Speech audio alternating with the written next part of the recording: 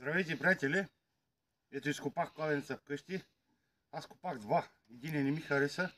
Изкопах на друго място. Ето да покажа, водата излезе.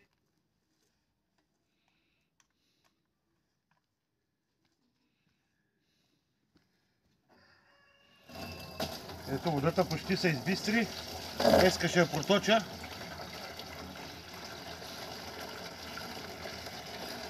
Някъде около 6 литра на час дава.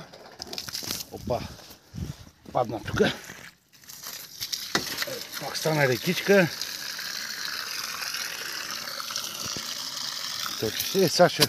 Тук съм изкопал, сега ще свържа към къщата. А другия кладенец, който имам, ще бъде за двора да поливам. Тоест новия ще подава в къщата, а първият фактически, ще подава само за двора. Един е за двора, другия е за къщата. Близко са, но тук явно върви водата. На други места пробвах. Ето там, тук пробвах, но има вода, но не ми хареса, много слаб беше дебита. И сега вече го изкопах на друго място. Ето водата си тече. Вече се избистри. И сега днес ще я свържа, ще подкуча къщата, ще направя друго видео, ако някой му е интересно.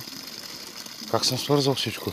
Ето тук прокопах, сега ще прекарам тръбите и вече към другите, които са в земята, които отиват в къщата. Благодаря, ако има някакви въпроси, питайте.